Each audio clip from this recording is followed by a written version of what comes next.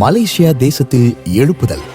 கடைசி கால மகிமையான எழுப்புதலில் இந்திய தேசத்திற்கு அடுத்தபடியாக இந்திய வம்சாவளியினர் அதிகமாக வசிக்கும் தேசங்கள் முக்கிய பங்கு வகிக்கும் என்கிற தீர்க்க தரிசனத்தின்படி ஒவ்வொரு வருடமும் இயேசு விடுவிக்கிறார் ஊழியத்தின் மூலமாக எழுப்புதலுக்கு தேவனால் தெரிந்து கொள்ளப்பட்ட மலேசியா தேசத்திற்கு சென்று பல எழுப்புதல் திட்டங்கள் நிறைவேற்றப்பட்டு வருகிறது. இந்த ஆண்டும் கடந்த மார்ச் 12ஆம் தேதி முதல் 18ஆம் தேதி வரை பல்வேறு கூட்டங்களின் மூலம் தேவன் மாபெரும் எழுப்புதலை கட்டளையிட்டார்.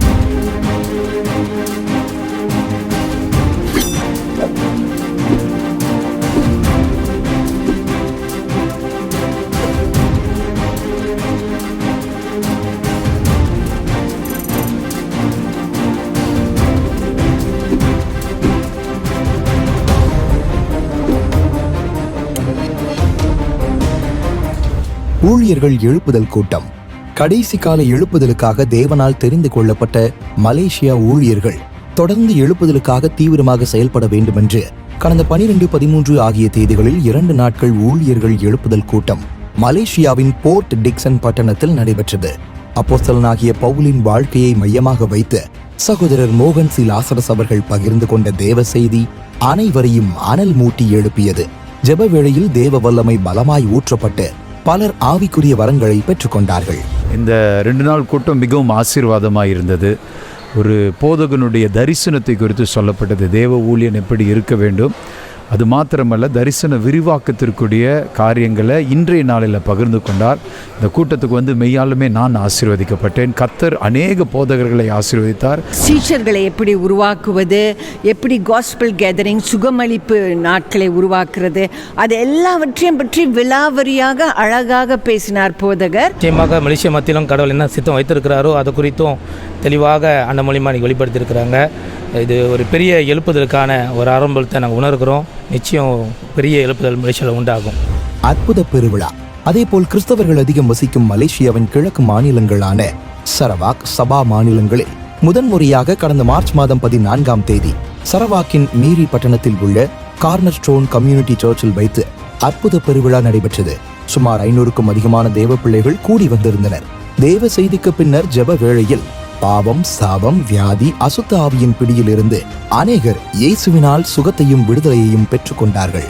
முதன்முறையாக அநேகர் இயேசுவை தன் சொந்த இரட்சகராக ஏற்றுக்கொண்டார்கள். And I believe that fire is going to come to the youth, like he said, to change Malaysia. Thank you, Brother Mohan. God's presence was here. I really feel that today the pastor's sermon and touched my heart and give me a miracle happen in my daily life, and I believe I am healed. சபை தலைவர்களுக்காக எழுப்புதல் கூட்டம். March மாதம் 15ஆம் தேதி சபை தலைவர்களுக்காக எழுப்புதல் கூட்டம் Sarawak மாநிலத்தின் கார்னர் ஸ்டோன் கம்யூனிட்டி சர்ச்சில் வைத்து நடைபெற்றது. கடைசி கால எழுப்புதலை குறித்து சகோதரர் மோகன் சி லாசரஸ் அவர்கள் தேவ செய்தி அளித்து அபிஷேகத்தில் நடத்தினார்கள். ஒவ்வொருவரும் புதிய அபிஷேகத்தினால் நிரப்பப்பட்டார்கள். தேசத்தின் எழுப்புதலுக்காக வந்திருந்த அனைத்து சபை தலைவர்களும் தங்களை அர்ப்பணித்துக் கொண்டார்கள். தேசத்தின் எழுப்புதல் இரவு ஜெபம். சரவாக் ஊழியத்தை தொடர்ந்து சபா மாநிலத்தின் தலைநகரான கோட்டா கினபாலு பட்டணத்தில் மார்ச் 16ஆம் தேதி SIB திருச்சபையில் நடைபெற்ற எழுப்புதல் இரவு ஜெபத்திற்கு சுமார் 400க்கும் அதிகமானோர் ஜெபிக்க வந்திருந்தனர். கடைசி கால உலக எழுப்புதலை குறித்தும் சகோதரர் மோகன் சி லாசரஸ் அவர்கள் வழங்கிய தேவ செய்தி கூடி வந்திருந்த ஒவ்வொருவருடைய உள்ளத்திலும் பலமாய் கிரியை செய்தது. ஜெபிக்கிற ஆட்களை ஆண்டவர் தேடுகிறார். அன்றைக்கு 12 வாலிபர்கள் ஜெபித்தார்கள். இந்த மாநிலங்கள் மாற்றப்பட்டது. இன்னைக்கு ஜெபிக்கிறவர்கள் எங்கே? ஜெபிக்கிறவர்கள் எங்கே? ஆண்டவர் தேடுகிறார். இந்த சபாவிலே ஆண்டவர் தேடுகிறார். ஜெப நேரத்தில் அநேகர் ஜெப அபிஷேகத்தினால் நிரப்பப்பட்டார்கள். முதன்முறையாக தேசத்தின் எழுப்புதலுக்காக கண்ணீர் விட்டு வந்திருந்த போதகர்கள் மற்றும் விசுவாசிகள் அழுது மன்றாடி ஜெபித்தார்கள். அநேகர் எழுப்புதலுக்காக தொடர்ந்து ஜெபிக்க செயல்பட தங்களை அர்ப்பணித்தார்கள். குடும்ப ஆசீர்வாத எழுப்புதல் ஜெபம். மார்ச் மாதம் 18ஆம் தேதி கோலாலம்பூரில் உள்ள ஃபுல் காஸ்பல் டேபர்னாக்கிள் ஆலயத்தில் வைத்து குடும்ப ஆசீர்வாத எழுப்புதல் ஜெபம் நடைபெற்றது. சுமார் 2000க்கும் அதிகமானோர் குடும்பமாக பங்கு பெற்றனர். குடும்பத்தில் எழுப்புதல் என்பதை குறித்து சகோதரர் மோகன் சி லாசரஸ் அவர்கள் பகிர்ந்து கொண்டு தேவ ஜனங்களை ஜெபத்தில் வழி நடத்திய போது வந்திருந்த அனைவரையும் தேவன் பரிசுத்த ஆவியினால் நிரப்பினார். ஒவ்வொரு குடும்பங்களின் மீதும் எழுப்புதல் அக்கினி ஊற்றப்பட்டது. குடும்பங்கள் மேலிருந்த பிசாசின் கிரியைகள் அழிக்கப்பட்டது. அநேகர் வியாதியின் வேதனையிலிருந்து சுகம் பெற்று சாட்சி கூறி தேவனை மகிமைப்படுத்தினார்கள். இந்த மீட்டிங் வந்து ரொம்ப பிளஸ்ஸிங்காக இருந்துச்சு. மெயின்லி ஃபேமிலிஸ்க்காக பேசினது as a newly married woman எனக்கு ரொம்ப பிளஸ்ஸிங்காக இருந்துச்சு. ஒரு ஒய்ஃபாக எப்படி இருக்கணும், ஒரு ஹஸ்பண்ட் வந்து எப்படி இருக்கணும் அப்படின்னு சொல்லி truly blessed.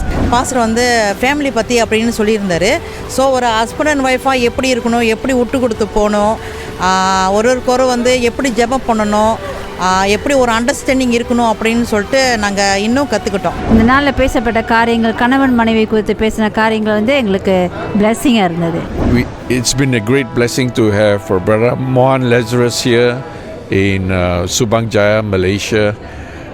We have always enjoyed his ministry. Today, the ministry was very different because it focused on the family, talk about how to have unity in the family, how to forgive one another, how to pray for one another.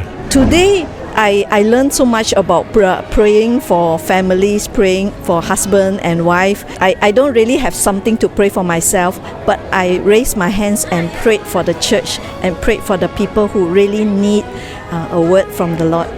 1983 ஆண்டு முதல் 42 வருடங்களாக Malaysia தேசத்திற்காக நாம் ஏறெடுத்த ஒவ்வொரு ஜெபங்களின் விளைவாக தேவன் மாபெரும் எழுப்புதலை மலேசியா தேசத்தில் கட்டளையிட்டார். தேவனுக்கே மகிமை உண்டாவதாக.